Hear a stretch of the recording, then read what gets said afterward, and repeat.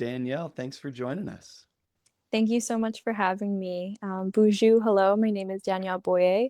I'm Anishinaabe and an enrolled member of the Sault Ste. Marie tribe of Chippewa Indians in the Upper Peninsula of Michigan. I work as a youth robotics designer to help preserve my language through technology and also to uplift our communities through ethical technology. Thank you so much for joining us today, and thank you for the work that you do. Thank you for having me. Absolutely. It was really exciting to learn about you and your work, and I really love your content, and I'm excited to talk today.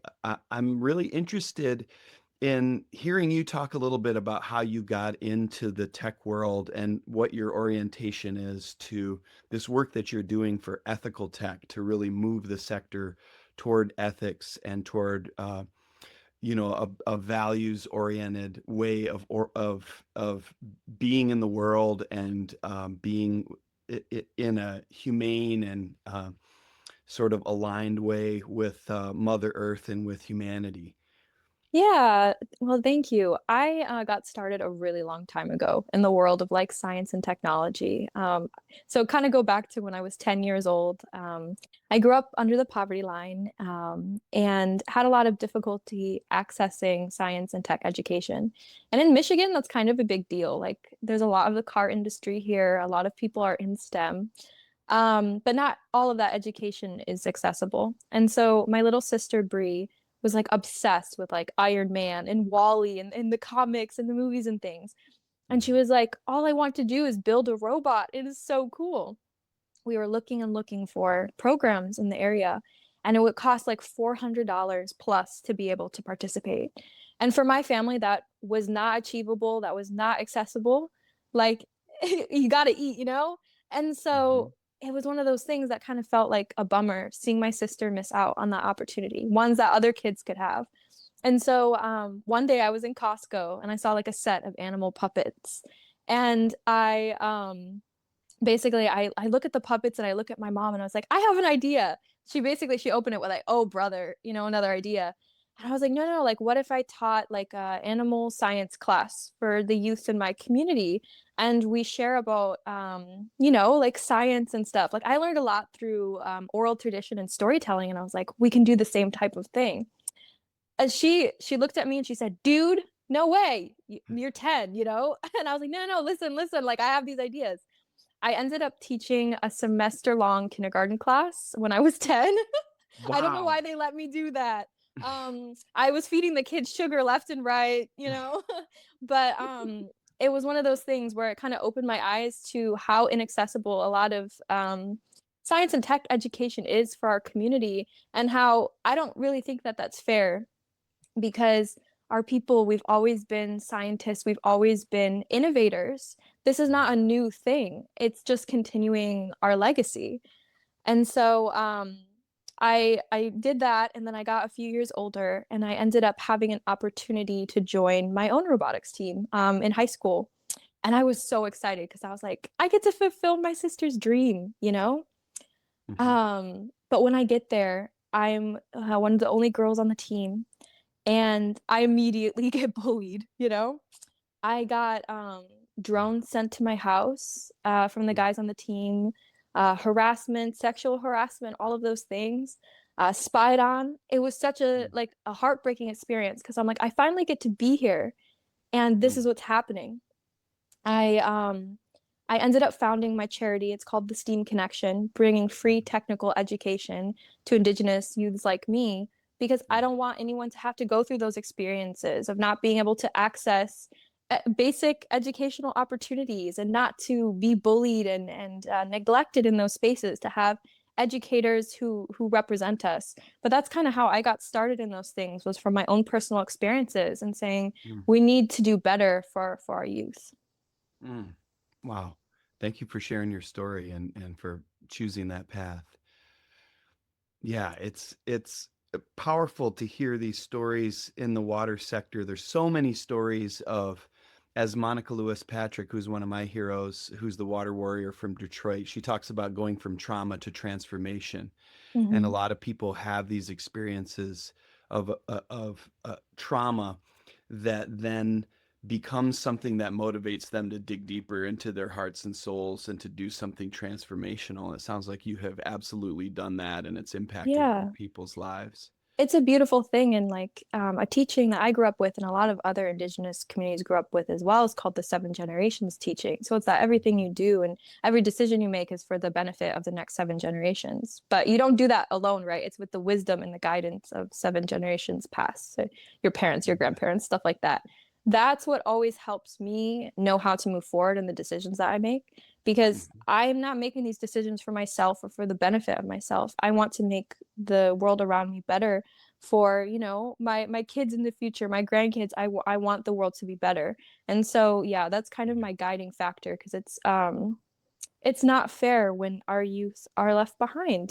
Our youth suffer like from the highest dropout rates. We don't have educational representation. We have a lot of inaccessibility in these spaces, and that should change. Yeah, absolutely. So you're in a sector that is very big and it's growing and it's very, very wealthy. Mhm. And you are in there advocating to center marginalized people and marginalized voices and to make these decisions not based on short-term profits, but based on the well-being of seven generations ahead, which is very admirable. And to me, it's like it makes perfect sense. But I imagine that it probably comes with some great challenges. So I'd love to hear from you about what it's been like for you to be embedded in this sector and the kinds of challenges that you come across day to day, week to month, year to year, as Yeah. this sector is growing and as your work is becoming more and more important. I'll explain a little bit of what I do first. So, Yeah. I'm a robotics inventor, right? And Mhm. I have always been interested in making technical education accessible. And that's kind of where I started with, was like making robot kits that cost less than $20, were made out of recycled materials and go to kids for free. That's what I started with. I've distributed over 20,000 of those now, which is kind of crazy. That's a lot of robots. Um, but now a lot of what my work is making technology work for us, if that makes sense. Mhm. And one of those projects is called the Skobot. So basically what it Mhm. is it's a language revitalization robot. So you can speak back and forth to it in my language, Anishinaabemowin. So my language is an endangered language. There are not many speakers left. In my family, my grandma is the last fluent speaker. And Mhm. so that instills a lot of fear in you to say what next. And so I got together with some members in my community, and we created a robot that you can speak back and forth to in Ojibwe. So basically, I can say hello to it. It'll say "boujou" back. I can say "what Mhm. is bear," which is my clan animal, and it'll say "makwa" back to you. And Mhm. it says it not Beautiful. only in like recordings with my grandma, but also with youth as well. And so the idea with that was to see technology in a way that benefits us, benefit our youth, but is not replacing our language keepers, and is kind of a view of like what ethical and internally developed technology looks like, tech for us, by us. And Mhm. so that project is kind of what started my work in seeing what technology can look like in our communities when it's done ethically and when it's done, internally. Mhm. We have a huge responsibility to protect something called our data sovereignty. So basically, that's like information regarding like our languages, our stories, our things like that, right? Our art, being able to have, I hate the word intellectual property, but being able to have ownership over our own intellectual property. And Mhm. so technology is a huge theft of that. And it's important to learn how to navigate these spaces and how to say, I want technology to be used this way, or I don't want it used this way against my community, and knowing what that means. Because if we don't have any technical understanding or background, we will be taken advantage of. And so that's kind of what started out my work within navigating what ethical technology even looks like, or even if that's possible at all. Mhm.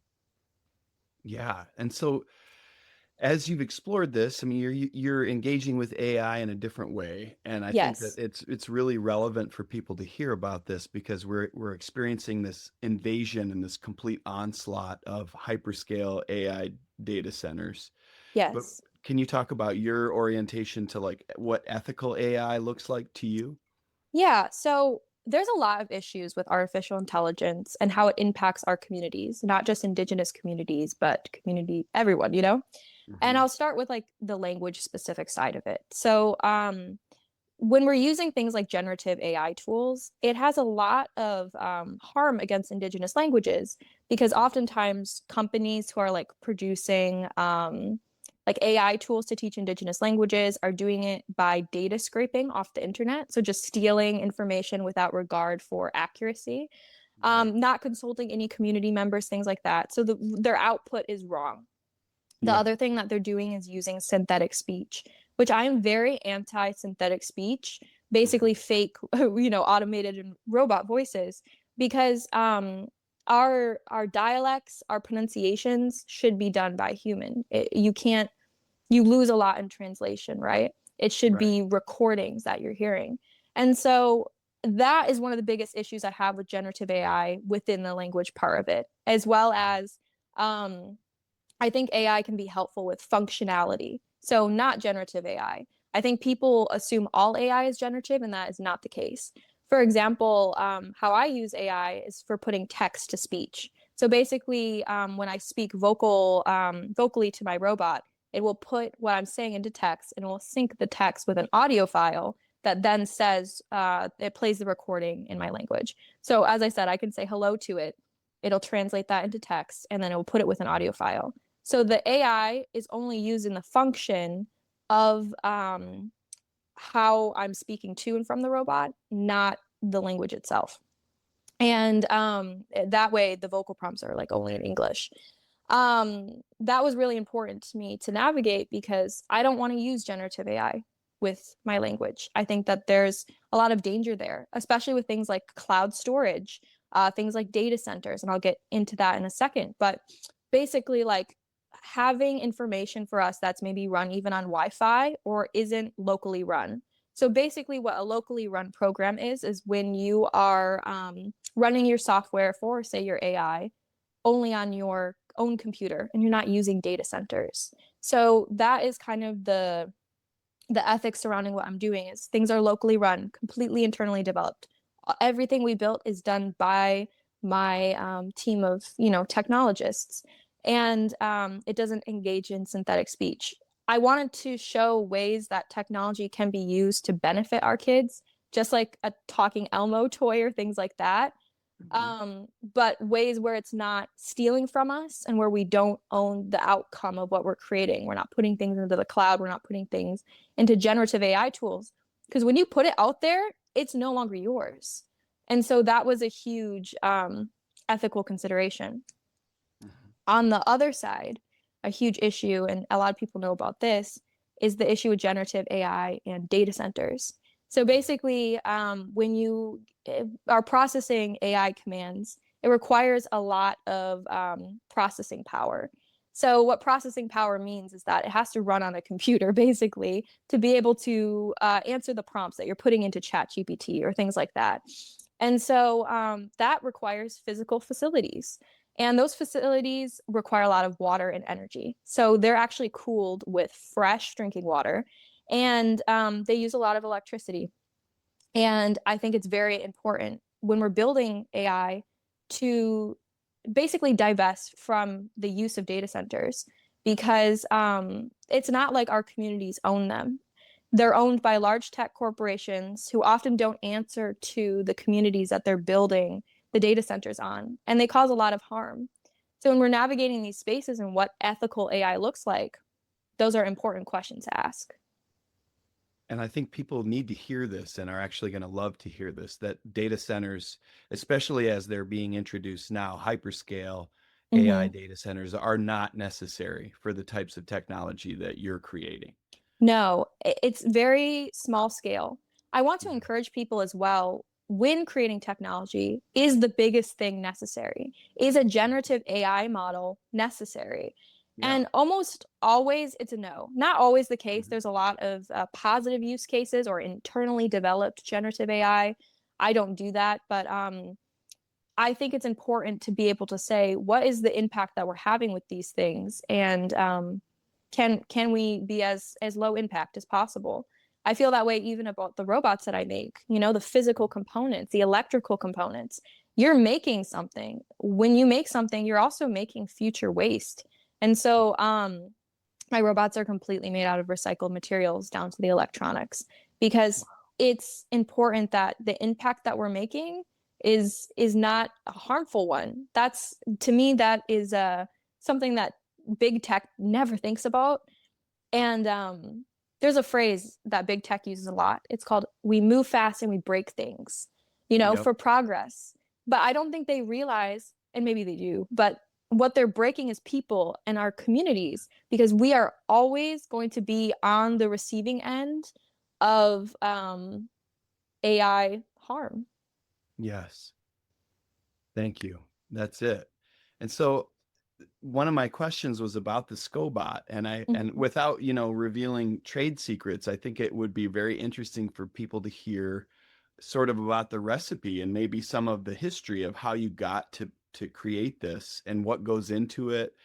And Mhm. I think a disruption is another word that gets thrown a lot around a lot very recklessly in the tech bro world.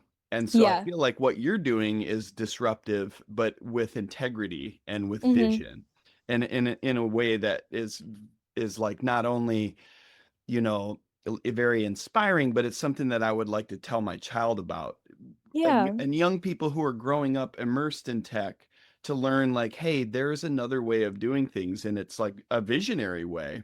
So Yeah. could you talk a little bit about that, Danielle?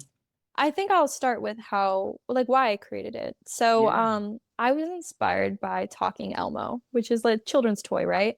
Well, Hmm. at the little press of a button, Elmo will share things with you, the alphabet and, stuff like that. You can learn from it. Hmm. It always struck me that we have so many toys that speak English, but we don't have toys that speak Ojibwe. Hmm. And for reference, everyone listening, we often use Anishinaabe and Ojibwe very interchangeably. Hmm.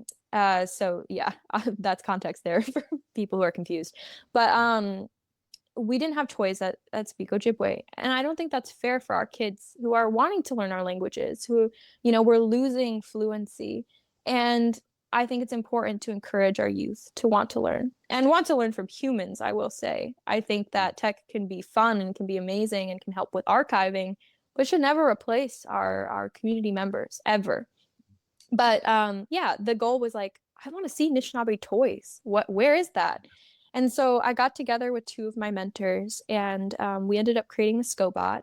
And they look like little woodland animals. So they are like little 3D printed robots that look like little bears and little rabbits and things like that. And they sit on kids' shoulders, and you can actually talk back and forth to them and hold a conversation with the robot.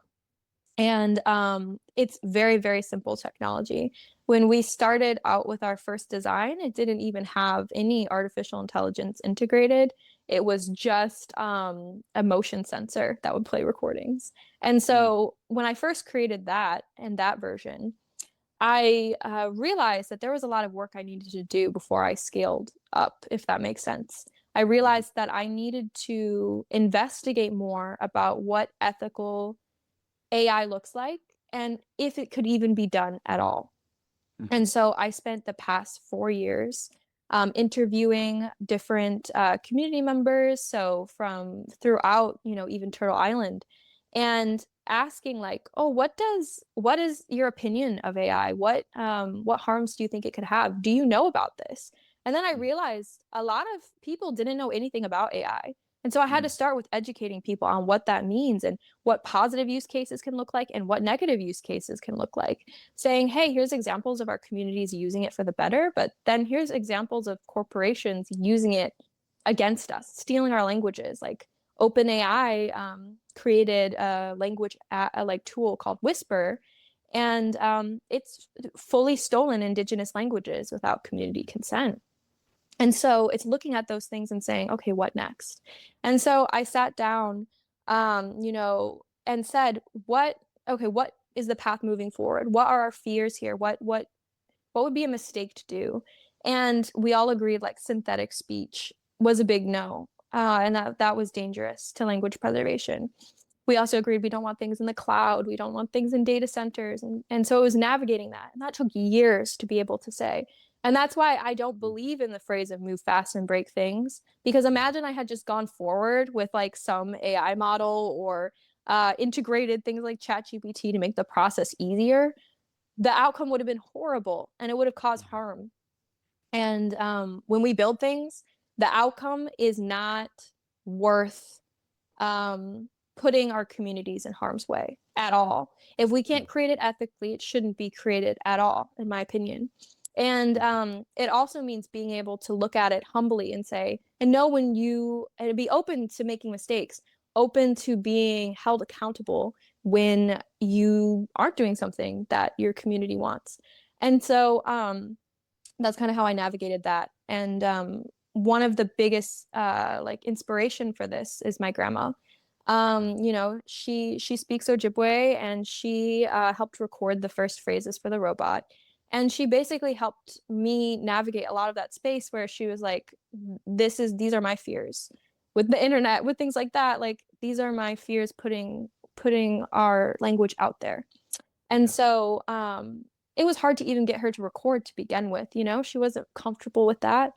And so, and a lot of our elders aren't. And so it was navigating that, and then also saying like, oh, a lot of our youth, you know, are struggling to learn the language or even being interested in that. Where's the middle ground? What can we Yeah. do to make it more interesting to our youth, but also help document and archive our language with our elders? And so that's kind of what started with that. And there are many tech iterations in the process of physically what that manifested as. But yeah, the robot is super simple. And now it's actually connected to an app that we developed where the language processing is done on an offline app that we created. So you can talk back and forth to it. It used to be technology in an Arduino in the robot, and that was way too complicated. And so we eventually made an app, and that has made the process easier and things like that. And I will say, because I didn't say it before, I don't sell these. I don't believe that language technologies or things like that should be sold. I think that's very unethical. It's a misconception a lot of people have. I probably should open with that, you know? But every single thing that I create is provided to our communities and our youth completely for free. I believe that when we create these things, it should not be for our own benefit to make money. That should never be the goal. Technology should be to help us and help us only, not to get a cash grab, you know? Yes. Not everyone agrees with me, but we don't need money like that, you know? It comes at too much harm. I've been offered millions of dollars to sell out my language, Mhm. to integrate, I won't say the name, but like a top smart speaker into my robot to do data collection on our youth. I get asked these things all the time to sell out my culture for the benefit of big tech. That will never happen. But it's Mm. scary to see that and to see the ways that we're perpetually taken advantage of in these spaces. It's important to have a voice of ethics, and there are many of us out there who are doing that. But to have our voices heard. Hell yes. You're speaking to so many of my questions. It's awesome, Danielle. I mean, my next question was really going to be about that. It's like, w- especially with marginalized communities, but when ideas come from the ground up, there's always this danger of them being co-opted from the Mm-hmm. top down and sort of grabbed. And a lot of times people will be courted or sort of, you know, charmed, or there will be carrots dangled or riches dangled in front of Yes. folks to sort of be like, hey, we love what you're doing, you're wonderful, let's work together. And so, you know, in your position, it's not just your vision and your work, but it's your culture and your history and connection with your Mm-hmm. ancestors, with your grandmother. And it sounds like your grandmother was immediately, you know, her spidey sense is like, what's going to happen with this? Can I trust it? Exactly. You know? Even our youth, the first thing out of their mouths when I talk about the robot is they'll start asking ethics questions about it. What does that mean? Where does it go? Is it sold? Those are all amazing questions that should be asked about every single tech that makes its way through our communities, even if it's developed by people from our own communities. We need to make sure that we're doing the right thing and that we hold our community members accountable who might be perpetuating harm within that. Because it can be easy, like a lot of these AI tools are Right. so accessible. But you're talking about like dangling the carrot of like money and stuff, and like that is a huge problem because right now a lot of corporations are approaching our tribal communities all across Turtle Island to put data centers on our lands. And that makes me very afraid because we don't have control over those things. You need to have a really robust legal team to be able to stand up for the harm that these corporations will perpetuate, either environmentally, it pulls a lot of energy as well. So a lot of the Mhm. times people's who live in the surrounding areas, energy bills go up, water pressure decreases, access to clean drinking water decreases. For our communities that are going forward and saying yes to these projects, I want them to really think about the long-term impact. I don't necessarily think that in of itself all data centers are bad. I think some can be done well, if not now, but in the future. And I think that would only be if it was done internally for our communities by our communities. But that's a big if, and it's not happened yet. And so it makes me scared to see that because, as we know, like with the development of pipelines and stuff, it brought an increase in missing and murdered Indigenous women with the construction of the actual pipelines. Wastewater was dumped as well after the not manufacturing, but installment of the pipelines and things. And there was just harm in so many uncalculated ways, if that makes sense. And I fear that when we allow things like data centers into our communities, what is the unknown out impact of these decisions? Because it's not just money, it's not just a physical building. These buildings have impact. They're using a ton of resources. So many of our communities don't even have access to clean drinking water. So, what does that mean next? Right. I want our communities to think about that because the money is not worth our futures. Mm, exactly. And so on that, it's like there's a whole new generation of young people. You started by talking about yourself when you were 10 years old and Mm-hmm. entering into this journey of robotics. And I'm curious what you say to 10-year-olds now, like speaking life into them and helping them have the confidence to navigate what's a very perilous time, a perilous landscape with tech, but also there's a lot of opportunity for us to shape the future right now and for us to manifest our visions. What do you say to give young people, or what would you say now to sort of give young people courage and purpose in engaging with this moment to build a future that we can believe in? I've never had to tell a youth to make an impact or to help our community. I've only ever had to help them get the resources to be able to do it. So, a Mm. laptop, funding. Our Mhm. youth are working toward making our future better for all of us. Mhm. Like so many of our kids are working towards, environmental protections projects. They're doing, cultural zines. They're educating people on social media. They're doing so many beautiful things. And I've never once had to push a youth to say, hey, make an impact or help people or even encourage them. They want to. They all want to, at least the youth that I work with. And yeah, it's about getting those resources into our community's hands and saying, what next? What can we do?